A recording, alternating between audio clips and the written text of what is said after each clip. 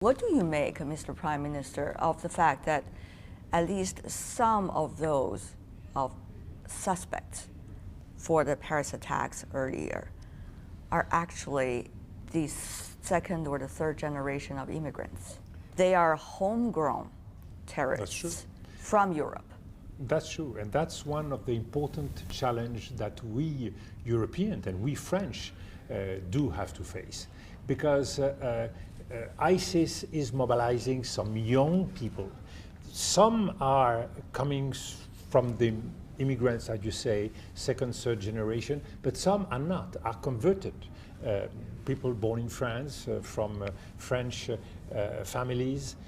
So there is no laws in these matters. So we should be very careful in the way we are going to deal with that and not accept the way that ISIS is playing, the rhetoric of ISIS. We should be really very firm on this. Our policies, and that's exactly what the French government is doing in trying to take some security measures in the framework of the state of emergency, but of course, respecting the state of law, respecting our traditions, respecting the framework of democracy. On the other hand, why do you think, Mr. Prime Minister, there are so many young people, as you mentioned, whether they are the immigrants or they are from other ethnic groups, converted eventually to an extreme branch of Islam and subscribe to extremism? What are the root causes within your society that you think that are contributing to their motives toward this direction? I think there's a wide range of motivations. Like what? What do you think are the most important ones? Social motivation, people that do have a sensibility that they should do something for the Syrian people and are mistaken and misunderstanding the reality of the situation in the Middle East. Some people motivated by religious, even if it is very often not the first factor. So there is a wide range of motivation, and ISIS is playing through the social networks, playing through a very strong communication, is playing with these young people. But you should face and understand very clearly, this is not only a problem in France, this is a problem in Russia. You have many young Russian people or people coming from Caucasia that are attracted by this rhetoric. The same in Maghreb. You have 3,000 young Tunisians that are fighting in the ranks of ISIS. And you see in China how the Islamists are able to spread their ideology. So there is a strong capacity of this organization to convince young minds, which are weak minds, through wrong rhetorics. So we should be very careful. And that's why we need to understand these challenges, to propose different strategies. And in this regard, I think that the way China has been dealing with this fantastic project of the new Silk Road is a good way to put everybody around the table, all the countries of the region facing Islamist problems, facing terrorism problems, and giving them hope, more growth, more stability, less Islamism and terrorism. I think we need huge projects that make people having hope for tomorrow. Hope is an important key. How can we provide people with hope or lead them with more hope? I mean, let's think about your society or some of the other European societies, for example, Belgium, for example, the Netherlands. Of course, there has been certain kinds of, as some say, historical guilt as a result of colonial history the European countries had in the Arab world. But then at the same time, when the immigrants are coming, some have been also talking about lack of sufficient policies to deal with their realities and their future, to provide exactly what you said as hope. But of course, all of these people that are on the blacklist, or the people who committed the Paris attack, they are a very small minority of the Muslim community. They are the extremists, they are the terrorists. They're very different from the rest of the Muslim community. But it also brings an opportunity to do some soul searching about policies and also social securities, health, education, all of these issues related to that specific big community to do policymakers. I think there are important keys, places where radicalization is very often made. School should be one very strong priority. We should be very careful what's happening at school, where we can see some young children that are more sensitive to these ideas, rejecting some approaches and being on the side. So school is certainly one of the important places where we can anticipate some of these risks. But there are others. Prisons. Prisons are a place where very often radicalization through preachers, through different influences that can be found in prisons. So prisons is second place where we should be very careful. And there is a third one, which are radicalized mosques, where of course some extremist imams are playing a very negative role. So we should also be in a situation of closing these mosques, expulsing, having these imams out of France. So it's a huge variety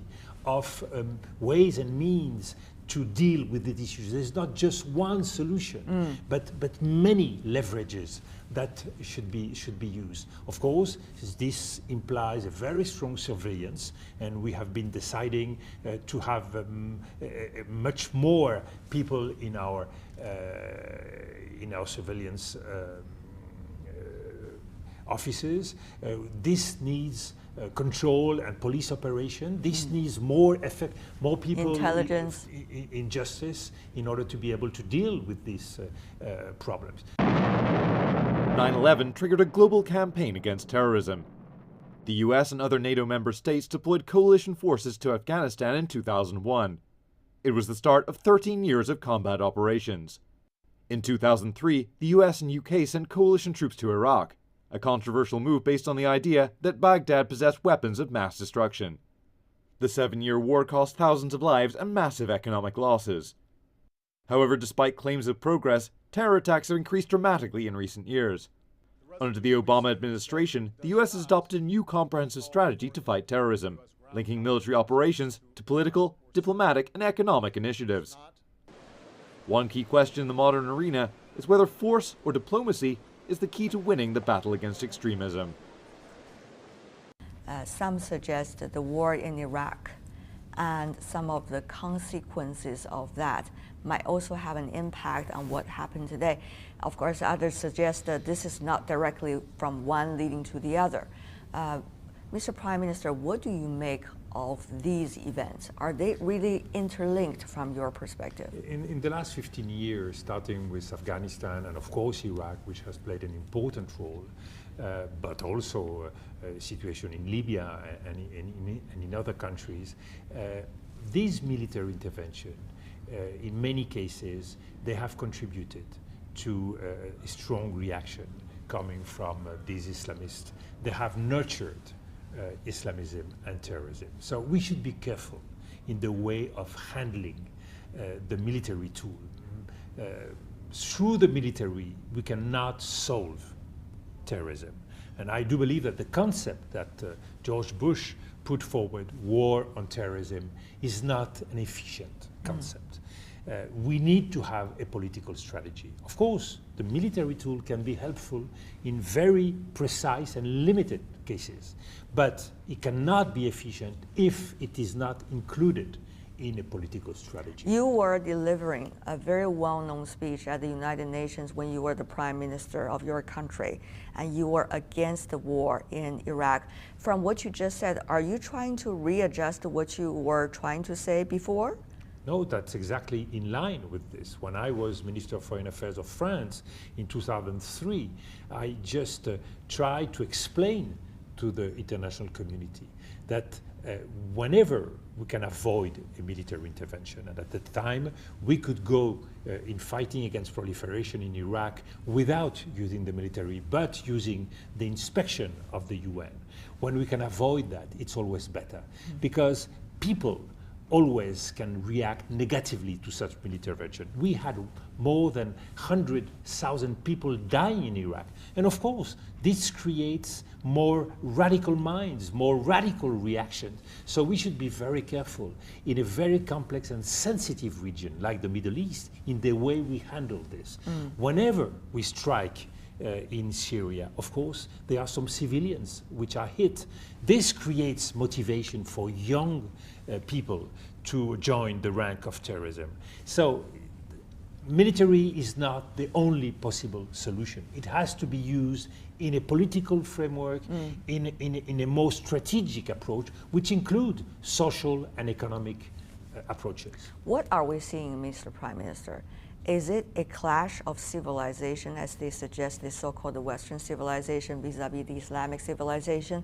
Or is it an inter-fight within the Islamic world itself between extremists and also the rest of the community? What are we seeing? You're absolutely right. It is, at the start, a strong rift between two parts of Islam, which is the Shia Islam and the Sunni Islam, and inside the Sunni world, an inner fight. Of course, Daesh, ISIS, is from the Sunni world.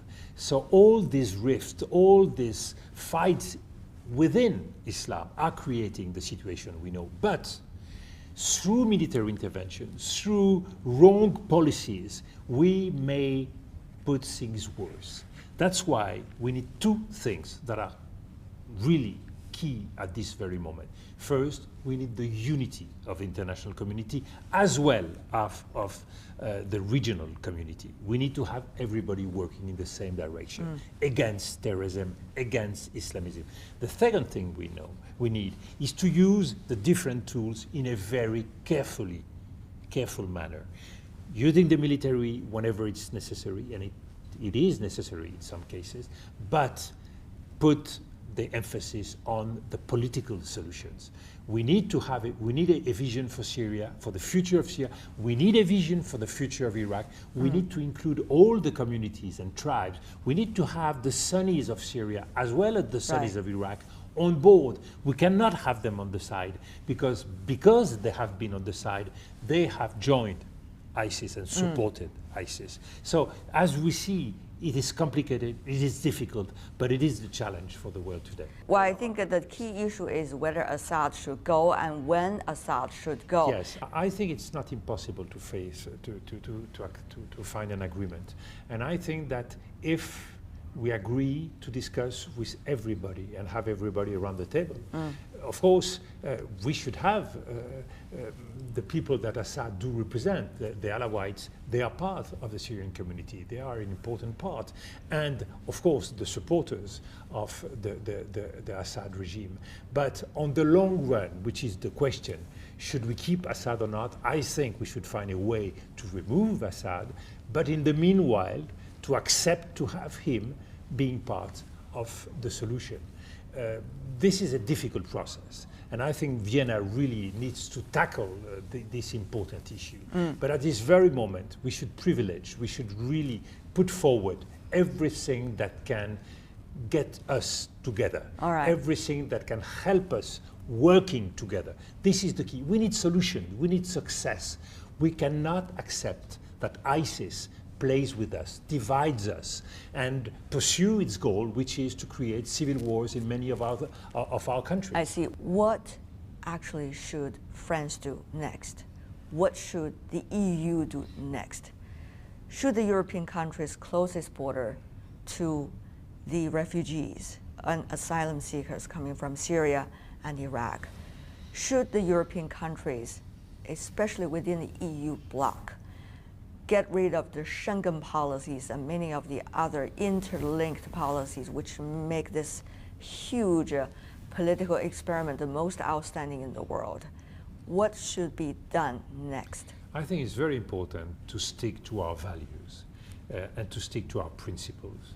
Democracy, the rules of the European Union, the Schengen rules, and of course try to adapt what needs to be adapted.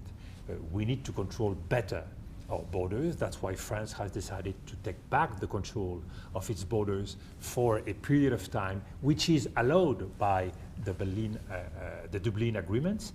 But of course, we need to adjust the European regulation. That's why France has been asking to have more efficient decisions to be taken in Brussels.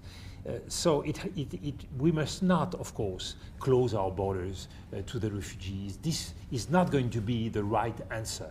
We need to do what we have to do concerning the right of asylum for the refugees. We need to be respectful of the people who are still hoping and putting a lot of hope in what Europe is. But at the same time, we need to give to our people, to the French people, to the European people, the security they need, that they ask and they deserve. Are you too idealistic? No, I think it is a question of balance. And if we are going to take the wrong decisions, these are going to be very wrong signals towards our population and outside, and this is going to fuel populism. And of course, it's not going to be something good for Europe, neither for the world. Mr. Prime Minister, really appreciate your time. Thank you so much. All the best to you and, of course, your people. Thank you so much. Thank you.